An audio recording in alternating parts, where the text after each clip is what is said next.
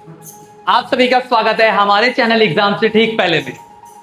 बच्चों, मैं इस वीडियो में आपका जो चैप्टर फर्स्ट था दो ध्रुवीयता का अंत उसके एमसीक्यू बताने आया हूं, क्योंकि हम जैसे जैसे चैप्टर खत्म करेंगे हर चैप्टर के एमसीक्यू की प्रैक्टिस भी करेंगे। ठीक है, तो ज्यादा बात ना करते हुए चलते अपने एमसीक्यू की तरफ। पहला क्वेश्चन जो हमारा रहने वाला है वह दो ध्रुवीयता में पूर्वी गठबंधन का नेतृत्व कौन कर रहा था। ये कह रहे जो दो ध्रुवीयता है, दो ध्रुवीयता में एक तरफ तो पश्चिमी था और एक तरफ पूर्वी था, तो पूर्वी वाले का नेतृत्व कौन कर रहा था, इसको मुख्य नियंत्रण किसका था, कौन इसका मेन था, तो ये सोवियत संघ। क्योंकि आपको पता है पश्चिमी गुट का नेतृत्व कर रहा था अमेरिका और पूर्वी गुट का नेतृत्व कर रहा था सोवियत संघ। सेकंड क्वेश्चन की बात करें, आपका सेकंड क्वेश्चन रहने वाला कम्युनिस्ट पार्टी सोवियत संघ में कितने वर्षों से शासन कर रही थी। आपको पता है सोवियत संघ में एक ही पार्टी थी, 70 साल से शासन कर रही थी, तो इसका आंसर जो जाएगा एक पार्टी जो थी वो कम्युनिस्ट पार्टी 70 साल से, तो इसका आंसर हो जाएगा बी 70 साल। तीसरा क्वेश्चन जो हमारा रहने वाला है बर्लिन की दीवार को किसने गिराया। आपको पता है एक दीवार थी जर्मन की राजधानी बर्लिन में बनाई गई थी, इस वजह से उसका नाम पड़ा बर्लिन की दीवार। तो कह रहे बर्लिन की दीवार को किसने गिराया।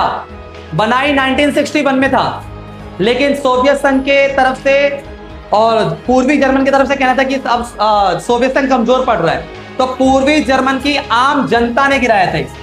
तो इसका आंसर हो जाएगा ए, पूर्वी जर्मन की आम जनता ने गिराया था। आगे की बात करें 2001 में भारत और रूस के बीच द्विपक्षीय समझौता कितने मुद्दों को लेकर हुआ।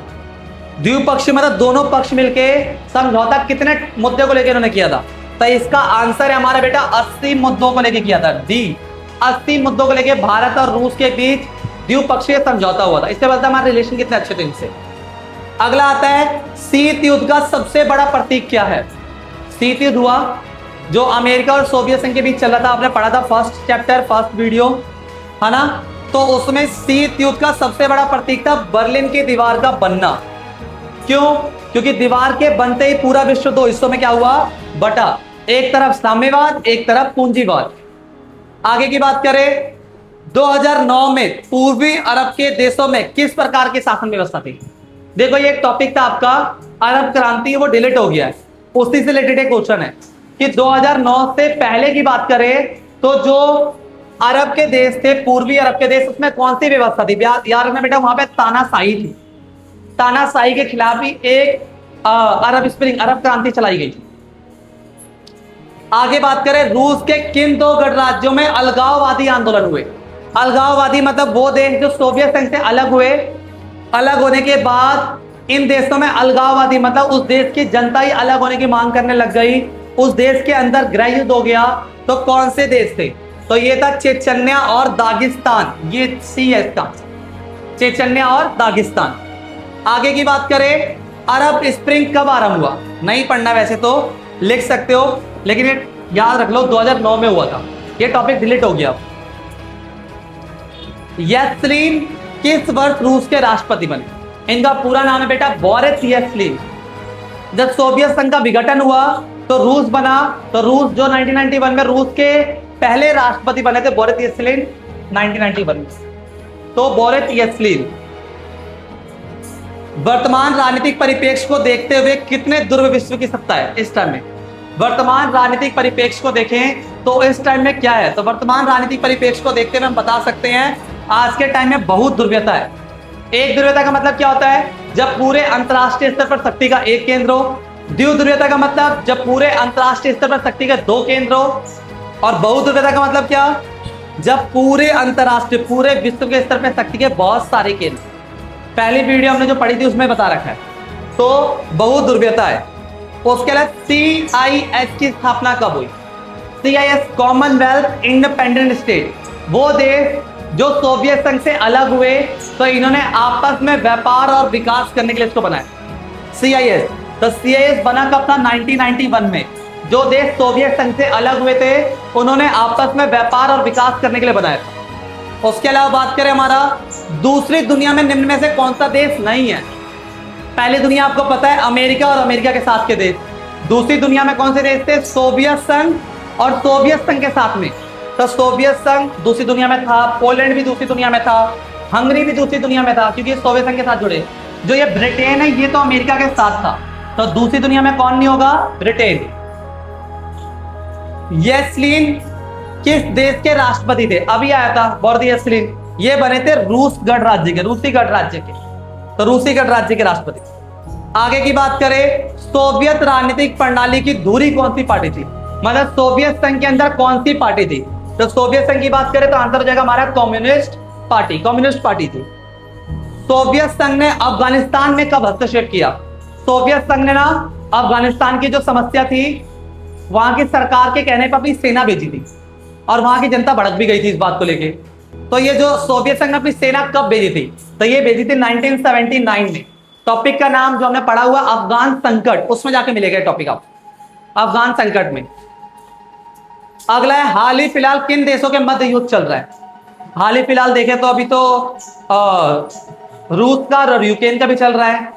एक तरफ इजराइल और अमेरिका और ईरान, इनके ऊपर भी अटैक चल रहा था। यहाँ के हिसाब से भारत पाकिस्तान नहीं चल रहा, चीन जापान नहीं चल रहा, अमेरिका चीन नहीं चल रहा। अभी इसके हिसाब से चले तो रूस और यूक्रेन है, जो ऑप्शन में दिया होता ना उसके हिसाब से देखना होता हमें। आगे की बात करें, लेनिन के उत्तराधिकारी कौन थे? जो रूस के अंदर याद करो, रूसी क्रांति, व्लादिमीर लेनिन।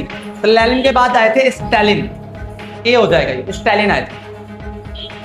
यूएसएसआर का पूरा नाम क्या है? यूएसएसआर का नाम है हमारा समाजवादी सोवियत गणराज्य, यूनियन सोवियत सोशलिस्ट रिपब्लिक, पूरा नाम यूनियन सोवियत सोशलिस्ट रिपब्लिक, या फिर हिंदी की बात करें समाजवादी सोवियत गणराज्य। प्रथम खाड़ी युद्ध में अमेरिका के राष्ट्रपति कौन थे? तो प्रथम खाड़ी युद्ध की बात करें, प्रथम खाड़ी युद्ध के टाइम अमेरिका के राष्ट्रपति थे सीनियर जॉर्ज बुश। प्रथम खाड़ी युद्ध के टाइम अमेरिका के राष्ट्रपति सीनियर जॉर्ज बुश। दूसरे खाड़ी युद्ध में इराक पर कितने देशों ने आक्रमण किया था? जो दूसरा खाड़ी युद्ध हुआ था, अमेरिका के साथ कितने देश गए थे अटैक करने? तो इसकी बात करते हैं, इसमें 40 देश, अमेरिका और अमेरिका के साथ 40 देश। याद रखना, प्रथम खाड़ी युद्ध में 34 देश और दूसरे खाड़ी युद्ध में 40 देश थे। 9/11 की घटना के तहत कितने विमानों का अपहरण किया गया था? मतलब अमेरिका के 4 विमान थे, इसका आंसर आ जाएगा 4 विमानों का अपहरण किया था आतंकवादियों, और चारों विमान का अपहरण कर अमेरिका के ऊपर ही वर्ल्ड ट्रेड सेंटर के ऊपर इधर उधर गिराया था। ठीक है। सोवियत संघ में द्वितीय विश्व युद्ध के बाद कितनी व्यवस्था थी? सोवियत संघ के अंदर द्वितीय विश्व युद्ध के बाद कौन सी व्यवस्था थी? तो सोवियत संघ के अंदर जो थी एक दलीय व्यवस्था। सोवियत संघ जो था, दूसरा विश्व युद्ध 1945 में खत्म हुआ, सोवियत संघ के अंदर कौन सी व्यवस्था आई? एक दलीय व्यवस्था। लेनिन का जीवन काल क्या है? लेनिन, जो व्लादिमीर लेनिन थे, जो रूसी क्रांति लेके आए थे, इनका जीवन काल क्या था? तो इनका जीवन काल था 1870 से 1924। आगे की बात करें, सोवियत संघ में किस पार्टी का शासन था? पढ़ा हमने, कम्युनिस्ट पार्टी। तो इसका आंसर हो जाएगा कम्युनिस्ट पार्टी। भारत और भारत के साथ शामिल गुटनिरपेक्ष के देशों क्या कहते हैं? तुम्हें पता होगा, शीत युद्ध के टाइम में भारत किसी के साथ नहीं गया था, भारत ने गुटनिरपेक्षता की नीति अपनाई थी और भारत के साथ कई देशों ने अपना लिया था। तो भारत और भारत के साथ जो थे वो आएगा, इनका तीसरी दुनिया कहते थे। रूस के किन 2 गणराज्यों में अलगाववादी और हिंसक आंदोलन हुए? अलग होने की मांग की थी और हिंसक आंदोलन हुए थे, मैंने आपको बताया था, चेचन्या और दागिस्तान है इसका। यूएसएसआर कब और किसके क्रांति के बाद अस्तित्व में आया? तो जो सोवियत संघ आया था, किस क्रांति के बाद आया था? तो रूसी क्रांति 1917 में हुई थी। इतिहास का सबसे बड़ा गराज सेल क्या है? दुनिया का सबसे बड़ा गराज सेल किसे माना जाता है? याद करो, शॉक थेरेपी। शॉक थेरेपी के तहत रूस के जो 90% उद्योग को औने पौने दामों पर बेचा गया, तो शॉक थेरेपी इसका आंसर हो जाएगा। 1917 में रूस में समाजवादी गणराज्य की स्थापना किसने की थी? रूस के अंदर जो समाजवादी क्रांति लेके आए थे, रूसी क्रांति होते, व्लादिमीर लेनिन लेके आए थे। इतने हमारे एमसीक्यू क्वेश्चन थे। ठीक है, मिलते हैं नेक्स्ट वीडियो में नेक्स्ट चैप्टर के साथ। Thank you.